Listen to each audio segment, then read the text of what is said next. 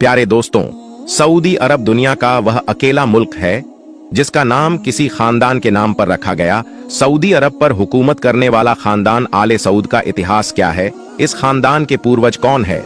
इस खानदान का ताल्लुक क्या वाकई अरब के मशहूर खानदान ऊंजा से है, जैसा कि आम तौर पर ख्याल किया जाता है? क्या आले सऊद हकीकत में अरब की नस्ल है या किसी और खानदान से ताल्लुक रखते हैं? और क्या इनके पूर्वज मुसलमान थे या इनका ताल्लुक किसी दूसरे मजहब से था? प्यारे दोस्तों, इन तमाम सवालों के जवाब हम आज की वीडियो में आपको बताएंगे और आले सऊद के पूरे इतिहास पर रोशनी डालेंगे। तो लाइए एक लाइक के साथ वीडियो की शुरुआत करते हैं। दोस्तों, साल 851 हिजरी में कबीले ऊंजा की एक शाख आले मसालिक से ताल्लुक रखने वाले कुछ लोगों ने एक तिजारती कारवा बना दिया, जिसका मकसद इराक से चीजें खरीद कर उन्हें नस्द लाना था। उस काफिले का सालार सामी बिन मसल था। जब उस तिजारती काफिले का गुजर बसरा के बाजार से हुआ तो काफिले के कुछ लोगों ने चीज खरीदने के लिए बसरा के बाजार का रुख किया और वहां पर एक ताजिर के पास पहुंचे तो वह ताजिर यहूदी था। दोस्तों, उस ताजिर का नाम मूरत खाई बिन इब्राहिम बिन मूसा था और खरीदो फरोख्त के दौरान उस ताजिर ने उन लोगों से पूछा कि तुम लोगों का ताल्लुक कहां से है? उन्होंने जवाब दिया कि उनका ताल्लुक ऊंजा कबीले के एक शाख अल मसालिक से है। यह नाम सुनना था कि यहूदी खड़ा हुआ और वह उनमें से हर एक आदमी से बड़े खुशी के साथ मिला। उसने बताया कि वह खुद उस कबीले की साख से ताल्लुक रखता है, मगर अपने वालिद के ऊंजा कबीले के कुछ लोगों से एक खानदानी झगड़े की वजह से उसने बसरा में आकर रहना पसंद किया। उसने अपनी नौकरों को हुक्म दिया, आजरेनिया की काफिले वालों के तमाम उठो, पर गंदम, खजूर और चावल की बोरियां लाद दी जाए। यहूदी ताजिर के उस रवैया ने काफिले वालों को हैरान कर दिया। वह इंतहा खुश हुए कि इराक में उनके खानदान का आदमी मिल गया है जो उनके रिजक का वसीला है।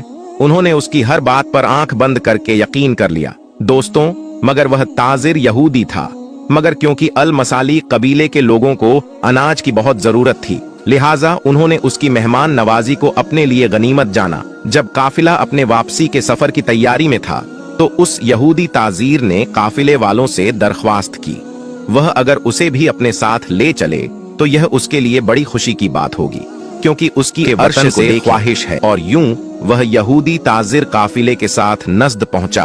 प्यारे दोस्तों, नस्द पहुंचकर उसने लोगों से ताल्लुक बढ़ाना शुरू कर दिया और कई लोगों को अपनी मीठी जुबान की बिना पर अपने भरोसे में लाने में कामयाब हो गया। मगर उसने यह कभी नहीं सोचा होगा कि उसे वहां अल कसिम से ताल्लुक रखने वाले एक महजबी रहनुमा शेख सालेह सलमान अब्दुल्ला की मुखालिफत का सामना करना पड़ेगा। इस मजहबी आलिम की तगलीब का दायरा नज्द, यमन और हिजाज तक फैला हुआ था। यहूदी को उस शख्स की मुखालिफत की वजह से मजबूरन यह इलाका छोड़ना पड़ा और वह अल कसिम से अल अहशा आ गया। दोस्तों, यहाँ आकर उस यहूदी ताजिर ने अपना नाम बदल लिया और वह मूरत खाई से मुरकान बिन इब्राहिम मूसा बन गया। फिर वह यहाँ से अल फतीफ के करीब एक इलाका दरिया में बस गया। यहाँ उसने लोगों में अपना नाम बढ़ाने के लिए एक मनगढ़ंत कहानी का सहारा लिया। कहानी यह थी कि रसूल अल्लाह सल्लल्लाहु ताला अलैहि वसल्लम के जमाने में मुसलमान और कुफ्र के बीच लड़ी जाने वाली जंगे ओहद में एक काफिर के हाथ रसूल पाक सल्लल्लाहु ताला अलैहि वसल्लम की ढाल लग गई। उस काफिर ने यह ढाल बनी कणिका के हाथ भेज दी। बनी कणिका ने उसे एक कीमती खजाना समझते हुए अपने पास महफूज रखा और वह ढाल मेरे पास है। यहूदी ताजिर ने उस इलाके के बधुआ के दरमियान इस तरह की कहानी फैलाना शुरू कर दी। उन मनगढ़ंत कहानियों के जरिए वह यह साबित करना चाहता था कि अरबों में यहूदी कबीले का कितना असर है और वह किस कदर लायक एहतराम है। उसने इस तरीके से देहातियों, खानाबदोशों, बद्दू कवायफ और आम लोगों में अपना एक मुकाम ओ मर्तबा बना लिया। आखिर उसने इरादा कर लिया कि वह किस तौर पर अल कतीफ के करीब दरिया कस्बे में रहेगा और इसे अपनी सरगर्मियां का मरकज बनाएगा। दोस्तों, उसका ख्याल था कि यह इलाका अरब में बड़ी यहूदी सल्तनत के बचने के लिए रास्ता आसान करेगा। अपने इस मकसद के लिए उसने अरब के सहराई बद्दू से बातचीत शुरू कर दी। उसने अपने आप को उन लोगों का मलिक यानी बादशाह कहलानी शुरू कर दिया। दोस्तों, उस मौके पर दो कबीले, कबीलाए अजमान और कबीलाए बनु खालिद, उस यहूदी की असलियत को जान गए और फैसला किया कि इस फितने को यहीं खत्म कर दिया जाए। दोनों कबीलों ने वहां उसके मरकज दरिया पर हमला कर दिया और उस कस्बे की ईद से ईंट बजा कर रख दी। जबकि वह यहूदी जिसका नाम मूरत खाई था वह जान बचाकर भाग निकला। दोस्तों, अल आरीज के नजदीक अल मालिबैद गसीबा के नाम से उसने एक बाग में पनाह ले ली। यही अल आरिज आज रियाद के नाम से जाना जाता है, जो सऊदी अरब का कैपिटल है। मूरत खाई ने उस बाग के मालिक, जो बहुत बड़ा जमींदार था, उससे दरख्वास्त की कि वह उसे पनाह दे।